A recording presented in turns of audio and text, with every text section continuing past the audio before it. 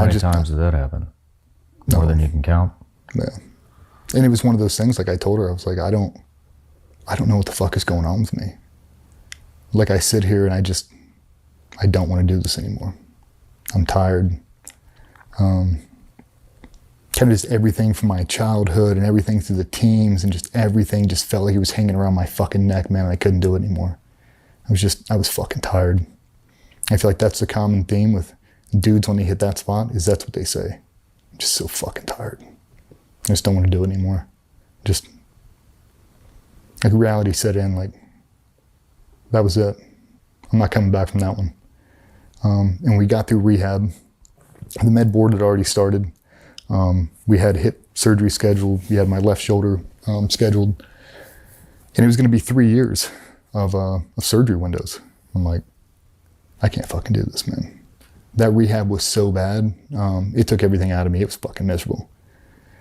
The Navy SEAL Foundation stepped in and they had a rehab program ran by an ex-team guy, actually from the command, Virginia High Performance. They chop you with a world-class strength conditioning coach.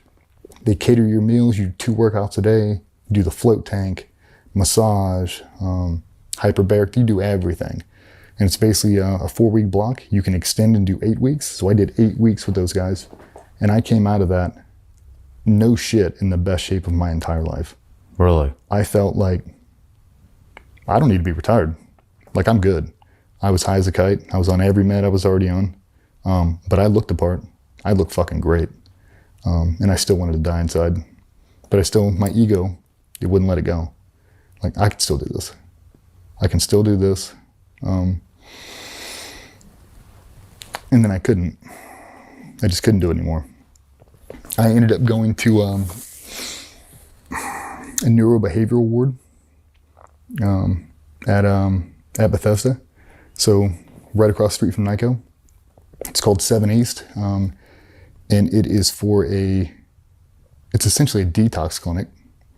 So in between all of that, I go back in to refill my prescriptions, and our physician's assistant, he was brand new, and he inputted all my stuff in and hit enter, and an error code popped up. And he went, I can't give you that. He's like, you can't take that and this. It's like, no. Well, that's a problem, because I've been taking that for a long time, and I fucking need it. And he had a very candid conversation with me, and he's like, no. What do we do now? Whole team came together and they're like, we've got a med washout we want to do. You know, you're starting the med board right now. Let's get you off all these meds and we'll figure out what your baseline really is. And we'll go from there. Okay. And somehow they suckered me into it. And I was not expecting that. I expected to go back to NICO. And it was not NICO. We walked in and they took shoestrings, dental floss, they went through everything. You couldn't have anything. And there were a couple SF guys in there, a couple Rangers, a bunch of guys, like some pretty bad TBI shit. One of the guys, he was a fighter pilot, had an ejection ride, and it gave him Parkinson's. So to be able to watch people, how bad it can get, it really made me feel like a giant pussy.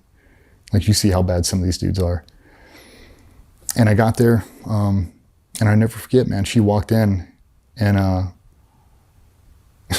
this sweet little black lady, she looked at me and she goes, are you ready? And I went, yeah. Oh, child. Okay. She reached in, grabbed all my meds, and she's like, not anymore. And she locked me in that room. I bet you I was in there 7 days. I didn't really leave that room for 7 days. I laid in a fetal position and I detoxed off everything I had been on. And it was the worst thing that's ever fucking happened to me. I remember pissing in the bed, throwing up. I mean, everything. You're talking about the spirit world, man. Like, being alone in isolation, no cell phone, no nothing. It consumed me. I didn't have skydiving. I didn't have the team. I didn't have my wife. I didn't have anything. I was ate up, dude. I was ate the fuck up. It was bad. And around the 7-10 day mark, I kind of came out of the haze and I walked out for one of the first times and sit down with the group and had breakfast, and I was sober for the first time. and I was in agonizing pain. Like, oh my God, this is normal. This is reality right here. This is where I'm at. And we slowly started to input a couple meds. They left me on a couple things, just no painkillers. I couldn't do it anymore. From the NSAID use over the years, I've got like stomach ulcers, so if I take an 800 milligram Motrin, I piss blood, like weird stuff. So had to come off all the NSAIDs, and the only thing they left me with was Cymbalta and Adderall. Which hindsight being 2020, I probably should have came off those. But at the time I couldn't even fathom it. My anxiety was so bad, my depression was so bad, and those pills were the only thing that kept me sane. And I say sane relatively. I was in a bad spot. The Patsy came up to see me in the hospital, drove up there, and you think it would have gotten better, and it didn't. So now we've got 2 kids, got a brand newborn, and I'm just in a bag of shit. So I come back from that and essentially got Mila, my youngest, who's now my therapy baby. I'm just laying in the bed, just feeling sorry for myself. I don't really know where I'm going from here, but I know my career is over. I know I'm miserable. I know I really want to take a bunch of pills to stop feeling like this, but I can't. And I don't know what I'm going to do. They introduced art therapy. It's kind of where the whole tribe skate thing started to go. It was a spillover from NICO. I started art therapy at NICO, and then the whole staff knew me and they all remembered me. So when they heard I was next door, they opened up a facility and I could go over there as much as I wanted to. They let me do the dog program, so I got to hang out with puppies all day, therapy dogs, and do all that. And the Red Cross walked in one day. She's like, "What can I bring you?" "How about a blank skateboard deck and some paintbrushes?" She went, "I'll make that happen." And she wasn't supposed to. You're not supposed to leave that place, and she snuck me out. She walked me downstairs and put me in her car and drove me out in downtown Bethesda to a skateboard shop and bought me a blank skateboard. With her own fucking money. Snuck me out, totally could have got in trouble, and brought me back. And she's like, "If anybody asks, it just showed up here." "Yes, ma'am." And I made my first board. Big paper mache thing with a bunch of fucking hands coming out of it. Yeah, just, you know, the whole mass concept you do? Yeah. Neither. It was essentially that, but I did it on a skateboard. And I just dumped everything I had in me on that board. And I felt better. I had an SF guy who was going through a dark spot, a real bad spot. Same thing, his career, he was not ready to go. Had him do the same thing. Like, just try it. Just paint this whole thing white. Paint the whole fucking thing black. Now do this, now do that. Started to help, conversations started to go, and we got to relive experiences, and, you know, that art therapy shit, it helped. We were in that thing for 31 consecutive days, inpatient, detoxing off meds, having to talk to all kinds of therapists about your feelings, and pain management specialist. And the big thing I got out of it, I was able to override pain so well that I couldn't tell if I was hurt or if I was injured. I couldn't tell the difference anymore. Everything felt the same. If I stub my big toe, or if you break my leg, it all felt the same. I didn't care. I mean, we'd go in there for some of these things, and I'd have these long conversations with the doc, and they'd ask, and they wanted to know tips and tricks on how I get over this. And I talk about things I do mentally to try to flush out some of the pain I was feeling. You know, I was doing breathing drills way before it was a cool thing to do, and I'd imagine, like, I'd go deep thought concentration. I'd paint away pain. I just spread loaded throughout my entire body, so it wasn't isolated in one spot, and I became successful at it. But it doesn't last forever. Yeah. It was so bad when I came out of that fucking place. So that's how Tribe Skates was born. Art therapy. Yeah, man. Like, I came out of there and, you know, you're getting ready to retire, the reality that thing's gonna happen, and you don't know what you're gonna do. Am I gonna contract? Like, what is it? Did you know you were retiring at this point? I knew, yeah. The med board had already started. We've crested into 2019 now. I'm still jumping a little bit from what I can. I'm contracting, working some courses in my off time, just maintaining currency, all that. And then that's when we get to Tribe Skates, and like I actually made it a thing. Like brought in Cole, and we had a shop, and it was my little therapeutic outlet. Didn't make any money, but it kept me sane. Was Cole still in at this point? Yeah, he was still in. Okay. Yeah, he transitioned over. He was doing like a training position. But his med board was about to start. He was banged up. He's had multiple surgeries. He's chewed up. And that's when I got into fracture burning. It's like I had to replace some sort of danger element with something else. So the skydiving I couldn't do right now. I'm going to the med board. If I got hurt again, they are definitely going to fry me. I just have to sit back here, and I just have to, when you go through that, they take all your specialty pays away. So you used to make an X amount, chop that in half, and that's what they maintain you at. And that process can last as long as they need it to. And I had a lot of injuries. My medical record's 2 volumes. They take your fucking pays away? The day you start it. Every specialty pay goes away. Sometimes, I've heard rumors, guys having to pay back re-enlistment bonuses. All kinds of shit, man. It's bad, but they hold you to that. So now the lifestyle you've been accustomed to living, you can't afford to live that anymore. So now what do? Just get depressed. You can't get a job. They won't let you have outside employment, so what do? Just miserable. You're just waiting to finally retire. If they would have given the option just to leave, I just would have left. I was so over it by then. I was fucking hateful, dude. I didn't want to accept that was actually happening to me. And then, I had to kind of close out that chapter and accept it, like, this is what is happening. And I finally got my retirement date. The med board is over. It's probably May or June. There's an invite for the world record for a skydiving thing. And I went out there and I did my training jumps, and I got picked up, and I got a slot, invitee for the world record. It's going to be held in Chicago that year, and it was like, that was the fucking best thing that's ever happened to me. I'm so excited. Came back home and, got zapped with the voltage. Kind of reset everything. So at that point, when that had happened, I had been through NICO, done 4 more deployments, been through 7 East, came off all the meds except Cymbalta and Adderall. Now I've got the world record thing coming up. Super excited. Basically leaning in heavy on Tribe Skates. Just doing that all day long, just trying to keep myself sane. I'm in the best shape of my life with VHP. I'm training every day, and I feel like $1 million. Like, I'm finally starting to come out of it, at least on the surface. Things were still rocky with the family. I was still, any moment I could to separate myself, I did.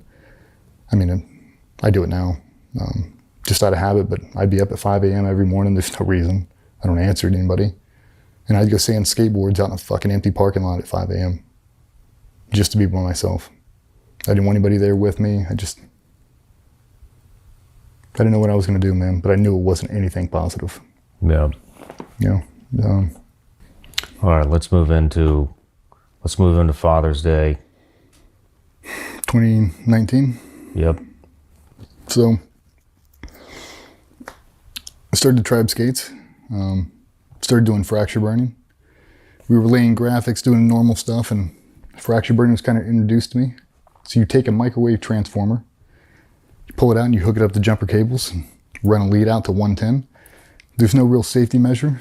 There wasn't on that machine. So I ran an extension cord out of my house to an octopus outlet. Take said machine, plug into said octopus outlet, and then hit the button. Hit the button, unplug it. Now there's no power going to it. The unit's good. I've been doing it for months, burned hundreds of boards at this point. I've got my chi down, I've got my whole system down, and it's therapeutic because it's fucking dangerous. Like, you gotta be locked on. So I'm in super good shape. It's Father's Day. I am burning paddles for an EOD unit. It's about to retire, so they're giveaway paddles. I fracture burn them now, and they do a bunch of cool stuff with them. And a buddy calls me, and he's like, hey, I've got a couple more. Can I drop them off? And I've been out there since 6 a.m., like send it. Fast forward, I burned probably 10 boards that morning. And he shows up, and they're not sanded. They've got lacquer all over them. I've still got a bunch more boards I got to do, and you have to sand off every ounce of that lacquer or it won't conduct. It just won't do it. You got to spray electrolyte solution on it, hit it with the voltage. So he is, I'm fracture burning boards. I stop, I take a break. He's plugged into the octopus outlet with a sander, sanding him down. In the confusion, the sander gets unplugged. My machine gets plugged and the switch gets turned on. Shit. So I've got sawhorses set up. I'm sanding down boards with a bristle brush, knocking all the ash off. I'm spraying it down with a hose, so the whole backyard is covered in water. I'm in a tank top and board shorts, no shoes on, doing my thing. I remember it like it was yesterday. We're in front of my bay window, and it's probably from here to there. I mean, it's close. We're standing essentially on the back porch. Both my kids are there. They're watching the iPad or watching cartoons, eating breakfast. It's probably 8 a.m. And the old lady knocks on the window. She gives me one of these, like, it's fucking Father's Day, let's go. Trying to go have a family breakfast and do the whole thing. I'm like, last burn. Last burn. And I was like, all right, man, let's knock out this last one. And I grabbed those leads and I readjusted my hands. And if you're true north, that's where he was. I was about in this fashion. And when I grabbed those leads, it snapped me and spun me towards him. And every muscle in my body contracted.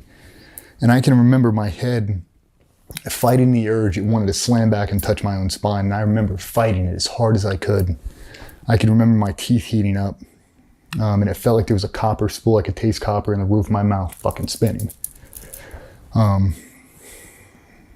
We made eye contact. I remember him screaming, fuck, fuck. Oh no, no, no, fuck. And the contraction got so fucking hard, I ended up taking a step back at some point and I landed in a puddle of water. But when I did that, I heard a loud pop, boom, and it was my collarbone shattering. And if you listen to Patsy, I leveled out in the air and I shot across the yard, still holding on to these things.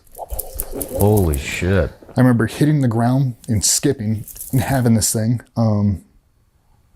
It felt like my entire body was being burned alive. It was intense and it was static, but it was static you could feel. Like the static on a TV, like everything went to that, and it was the static sound was inside of your fucking brain. Just, and he unplugged me and everything went black. And I don't know how long I was out for, I don't remember. But I remember opening my eyes and he was in my face. And I remember exhaling and smoke coming out. I remember looking down at my hands and I had a burn through my palm, had one coming out of my finger. Shot came out of my head, some arc spots out of my thigh, had one come out next to my ass. And I remember laying there and he looked at me and he goes, do you know where you are? I said, on the ground. And he said, are you okay? And I said, no, I'm not okay. I was like, my collarbone's broken and my left shoulder's out of socket for sure. And he kind of rocked me up forward and I had a big mouth of Copenhagen in and I bit through my tongue. So you can imagine what that feels like. I just kind of opened my mouth and just let this shit pour out of me. It was just a steady pool of blood. I didn't know how bad it was, but I knew it was bad. My wife's freaking the fuck out. The kids are freaking the fuck out. He's freaking the fuck out. Rightfully so.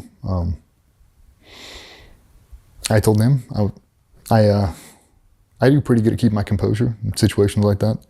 And I was like, we're good. I looked at Patsy and I was like, I'm driving myself to the hospital. I'll go get checked out, go eat breakfast. I'm not ruining Father's Day. And that was the stupidest thing that's ever left my mouth. You're gonna drive yourself to the hospital now after this? And I remember I stood up, they were trying to find me shoes, trying to find a hat and trying to find my wallet. I live maybe 2 miles from like a level 3 trauma center. And he's gonna drive me there. My wife is gonna call her mother to come over and watch my kids and they're gonna meet me there. They've already called Cole, they've called everybody in the shop to let everybody know what's happened. I stood up and I said, all right, I'm walking to the truck, and I turned and I got to the gate and it's probably maybe 40 feet to my truck. And I took a step and everything went. Took another step. And it reminded me, in the moment I thought about it, you remember Kill Bill? You remember the 5-finger death punch? Yeah. Take 5 steps, on the 5th one you die? Exactly like that. I got to 4 and I was fucking right here. I was a fucking cyclops. I couldn't see shit. And I was scared to fucking death. I could feel my heart rate slowing down. Like I could feel it. I mean, you'd think it'd be blowing through my chest. It wasn't. I could feel it. And I didn't feel right. I felt very strange. And I took one more step and everything went jet black. It's fucking totally blind. And I'm just on the side of my house. I can't feel anything. I can't put my arms out because everything is broken. So I'm I'm hoping that someone's going to come save me. And I can't see a fucking thing. Nothing. And I start to breathe. I start to hyperventilate, try to flood myself with oxygen. And I forced it. I opened my eyes as wide as I could and I started to deep breathe until light started to come back in. And I felt a hand on my shoulder. It was him and he guided me to the truck. And by the time I got there, my vision had came back. But it wasn't normal vision. It was like superhuman vision. It was the brightest colors I've ever seen in my whole life. It was like I could see, like Superman. I saw everything. I felt everything. I've never been so in tune with my body, ever. I could feel everything. We got in the truck and we drove to the hospital and we hit every pothole on the way. So my collarbone's in like 30 pieces. It's just kind of gravel, just moving around. My scapula's blown out. And every bump we hit, it felt like a shard was going to go into my lung. I didn't know how bad it was at the time, but I had a pretty good fucking idea. And we walked back there. Walked in, told him exactly what had happened. We don't know the voltage. I don't know the ampage. I don't know anything except that everything I've ever read is no one survives this shit. So I should have been dead. They brought me back on the table. They stripped me down. They're going through everything. They shoot the x-rays. They see the collarbone shattered. They see the scapula. They see everything else. And this doctor comes back. And he tells me, he's like, hey man, what do you do? I told him. He's like, here's the issue, is with electrocution injuries, your body starts to produce some kind of enzyme. Like, I'll fuck up the name, so I'm not going to try. But he goes, if that number hits, we'll call it 10. If it hits 10, your whole body's going to turn into essentially like rhabdo. Muscles are going to liquefy and I have to start chopping shit out of you. I'm a lot bigger then than I was now, or than I am now. And he goes, I got to start cutting out big things, dude. He's like, pecs got to go, lats got to go, glutes, thighs, hamstrings. We got to cut it out of you because if not, it turns to mush, it turns septic and you'll fucking die. He's like, so when this thing goes, we got to go. So I'm imagining now, I'm laying in a hospital bed and this dude's gonna walk around the corner with a fucking piece of paper and start cutting pieces off of me. So it's just your tissue, it's dead tissue that's rotting. Yeah, essentially like becomes toxic. There's so much trauma all the way through your body produces natural enzyme that basically turns shit septic. And he's like, that's what happens with rhabdo, like muscles liquefy or whatever. And he was concerned about it. And they did an ambulance ride all the way up to the burn unit. Put me in there, ran every test they could, all the x-rays, stayed there for a couple days. And that dude came back in and he goes, I don't know what the fuck is going on with you. He's like, everybody on earth produces this enzyme. Everybody. If at 10, we've got to start cutting shit out. Everybody sets at a 5. He goes, not only are you not at a 5, he goes, I can't find a trace of it in your whole fucking body. He goes, it's a medical fucking mystery. Why you're alive, I don't know. There were a bunch of theories about because I was holding on to both leads, kind of connected a circuit, and my muscles just contracted until I blew shit out. And if he wouldn't have unplugged me, I just would have stayed like that and cooked. Another second longer. They were talking about, it's kind of like doing a defib on somebody. He's like, we don't know what your heart was doing. If he would have unplugged it, 0.25 seconds pre or post, maybe you would have flatlined and died. We don't know. He's like, because no one survives it, so we can't ever get test data for it. So I remember laying in the hospital. This is right after it happened, and I was supposed to work a jump course the following day. This happened on a Sunday. I'm supposed to work on Monday. And I remember calling the people I was working for at Skydive Suffolk, and I was crying. I was like, I am so sorry. Like, I can't believe I did this to you. It's like, I'm going to be there. I'll be there tomorrow at 07. I was like, I just don't think I'll be able to jump. And that fucking doctor looked over me and he's like, you ain't going any fucking way. Just like that. Patsy jumped my ass and I was like, Patsy, like, I'm just going to go down there. I'm in slings. I'm not doing any of this shit. And he's like, you could fucking die. Just like that. Hand the phone over. Patsy talked to her and basically like, he's not going to make this trip. And I didn't want to hear that. And then I instantly asked him, like, well, I've got the world record coming up in 4 weeks. And he looked at me and he's like, your days are done, dude. You're not fucking jumping. He's like, you're going to need major reconstructive surgery. And I had just went through it. Like, I had just gotten done. Yeah. Like, I just went through a year-long rehab process. Like, again? What the fuck, man? Like, you talking about driving dude in a hole. Like, not again, man. Not a fucking again. And the things you don't think about, like putting on socks. I couldn't put on fucking socks. I couldn't wipe my own ass. I couldn't bathe myself. I couldn't do shit. I could do nothing. I was worthless for months. I mean, I've got 2 plates and 27 screws from here to here. Like, it's over. My collarbone doesn't hinge on my sternum right. Like, this scapula thing, when that thing blew out, that was an injury that I never respected before. You hear about people breaking shoulder blades and scapulas, you're like, that's a terrible injury. It's terrible. When it blew out of my hand, it kind of fused my hand. So when people would shake it, it blew a hole through and hit the nerve bundle and hit the tendon. So anytime you would move my thumb, it felt like you were ripping my thumb off. I couldn't draw a pistol. Holding a carbine was miserable. And I had to basically just deal with that. And you were going to contract as well when you retired, correct? Yeah, I was supposed to go in September, December.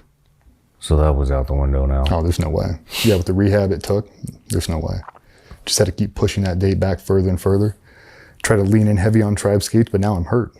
Now what do I do? Like, now what do I do? Went back out at 6 a.m., 5 days later, and I finished fracture burning all those fucking skateboards, what I did. Yeah. My wife woke up, and you have never seen her look like that. Dude, she stood on that back porch and looked at me, and if looks could kill, I'd be fucking dead. Called me everything she could. Selfish motherfucker. Yeah. And she was right. But I told her, I was like, it's like skydiving. You have a cutaway, you have to get back on the next load and go back up. You're going to build it up too much in your head. And I was like, it's a freak accident.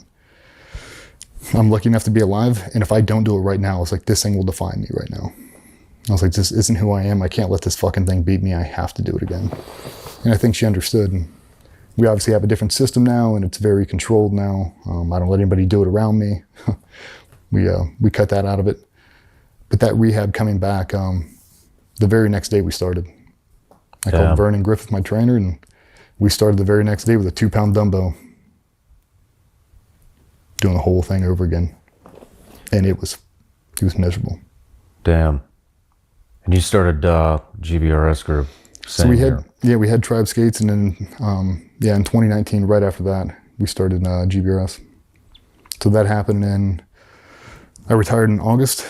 That happened in, when's Father's Day? June. June 19th. Yep. We started that in September, GBRS. It's like full steam ahead. We got to go. I just focused on rehab every day. Hired a full-time trainer and just focused on rehab, trying to get back.